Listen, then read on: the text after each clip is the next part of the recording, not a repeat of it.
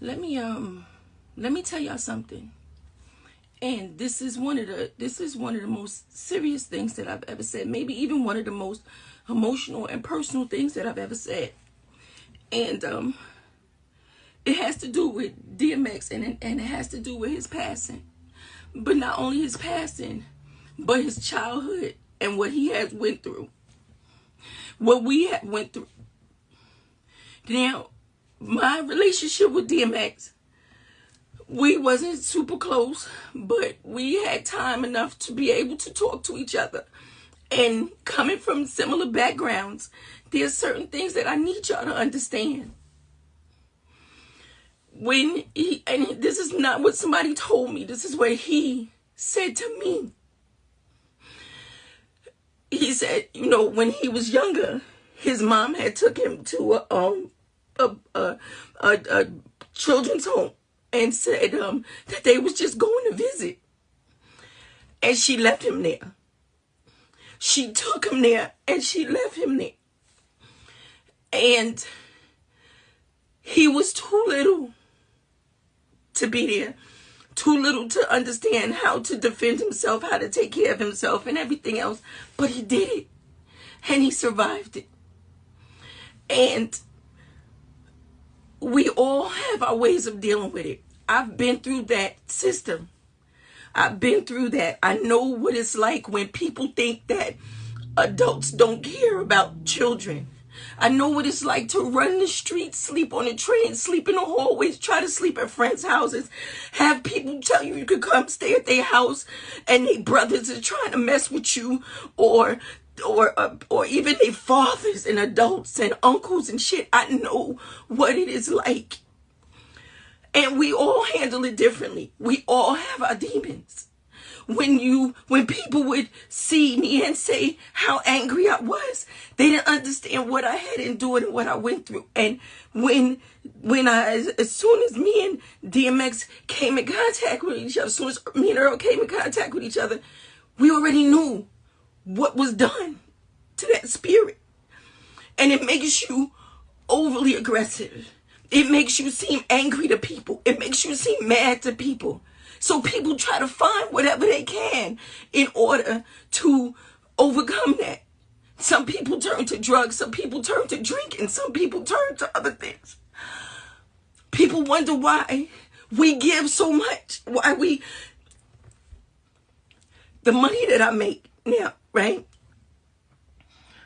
I give most of my money away to children who are in foster care and going through situations. You know why? Because there was nobody to do that for me. There was nobody to do that for me. So I do that.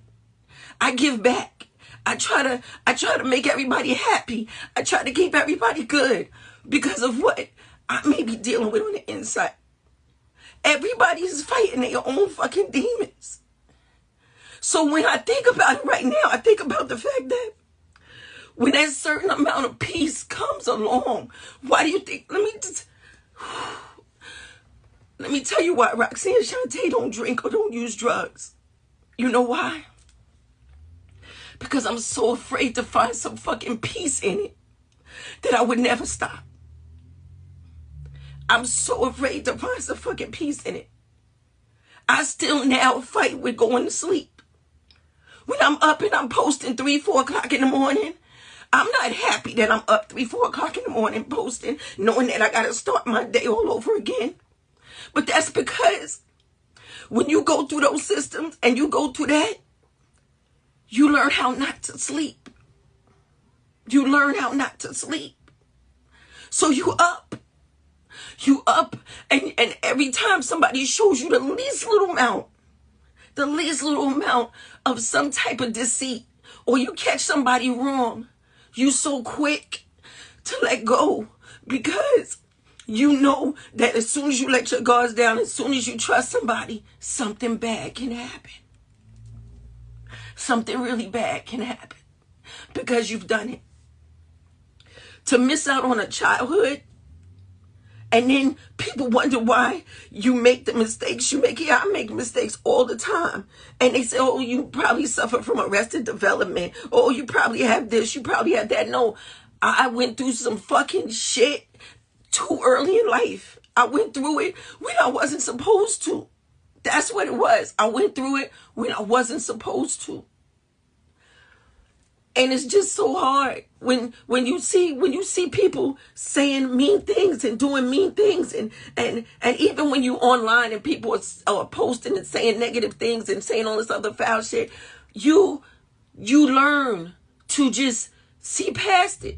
You learn how not to you get a tough skin because of it.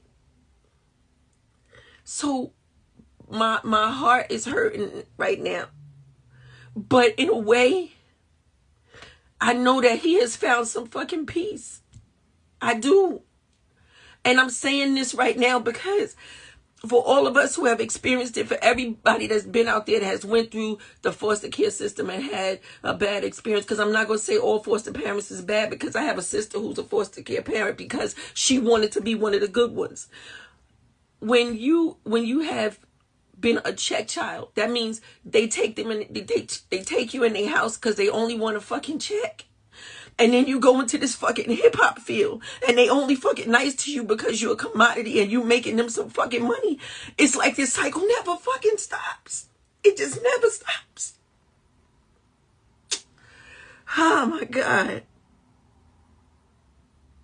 So just know that there were people that were out here that were trying to help him. People that he could talk to. But you can't, nobody can fix what is unreachable inside of you. And it's just rough. And I just need to say that. So if you know a child and you see a child in foster care, or you see a child that's going through something, man, help them. Say something. Say something to their parents. Do something. Because you never know who that child is going to grow up to be. You never know who that child is going to grow up to touch. You never, ever know. You just don't know. And you just don't know. So I'm just saying, anybody that has been through it, I know it's hard, and I know that you're dealing with it, and I know you done seen enough social workers to save you a lifetime, but maybe there is some type of therapy you get. Sometimes it's not even about wanting to grow up and be rich and have money. That's not it. It's not wanting to grow up. It's about wanting to find some peace, some happiness, a family that is yours. That's what you really want.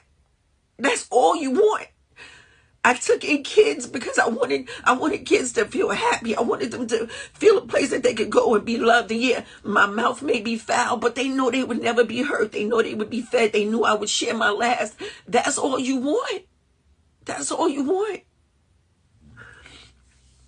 That's all you want. So I needed to say that. I just needed to say that.